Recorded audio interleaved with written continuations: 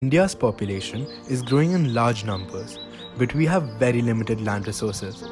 Most of the areas available for agriculture is dry land. The productive land is being converted into cities.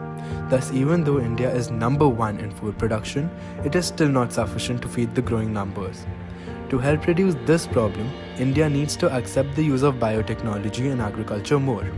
Even though a lot of these genetically modified plants and crops like golden rice have been introduced in India and other parts of the world, not all farmers are able to get access to them, since they aren't easily available and are high priced. Even transgenic tomatoes have been made available in many of the countries, but India is yet to grow them. We met with one of the agricultural scientists working in IARI, and he gave us some more insight about the advantages of biotechnology. Basically, we take a desirable plant but deficient for a particular character, and then you cross it with a species or with a plant with which it is crossable but having that resistance gene. Okay, and in the progeny you try to select for that, let's say for insect resistance you have a donor and your cultivated plant is lacking in it. You cross both of them, and then what you do, you select for the plants which are having insect resistance. You do get insect resistance, but the major problem is apart from insect resistance, you may get some undesirable traits from the donor line.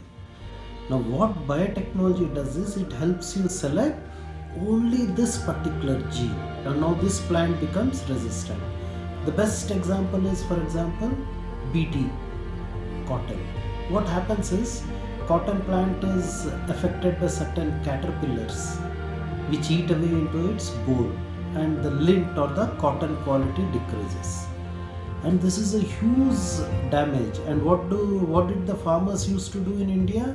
We used to spray a lot of insecticides, but then farmers did more than what is required, and what happened, these insecticides or the harmful chemicals started moving into the food chain, started causing lot of health problems, particularly in Punjab, in cotton belts of Guntur and everywhere. Now what you did, when you transferred only this particular gene, the plants are naturally resistant. Any insect that ate its leaves died, because this produces a chemical which is only harmful to caterpillars, not for humans. Therefore, farmers in India should opt for biotechnology.